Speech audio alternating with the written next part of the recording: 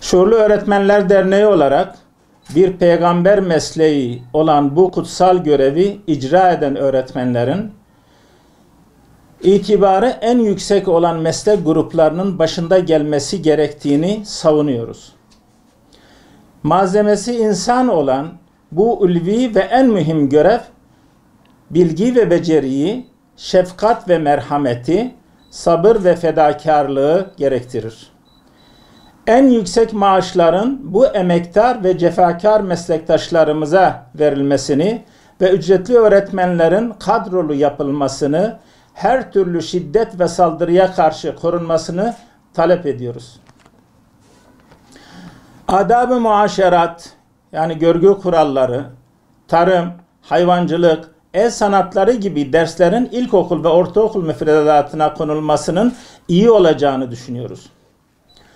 Sınıf öğretmeni meslektaşlarımızdan da özellikle kitap okuma ve günlük tutma alışkanlığının kazandırılmasını çok faydalı olacağını görüyoruz ÖDER olarak. Okulların yıllardan beri süregelen fiziki ve teknik eksikliklerine değinmiyoruz bile.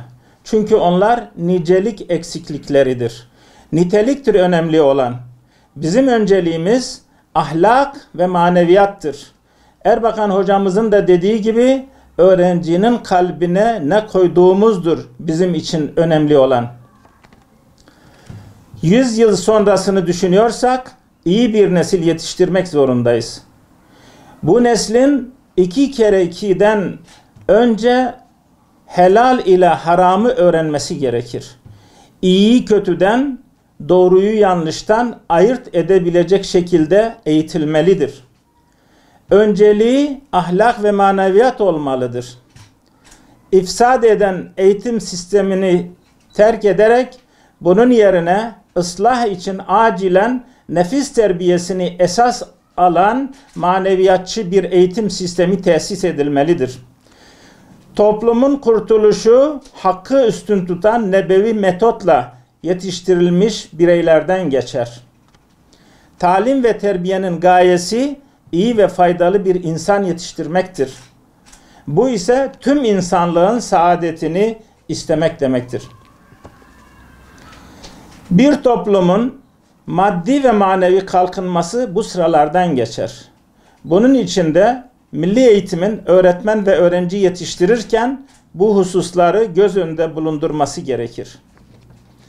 Bizim eğitim anlayışımız doğrunun, iyi ve güzelin, liyakat ve faydalının, adalet ve merhametin öğretildiği bir nebevi anlayıştır. Allah'tan korkan ve Allah'ın rızası için iş yapan ve insanlığa hizmeti ibadet gören bilgili ve irfan sahibi nesiller yetiştirmektir.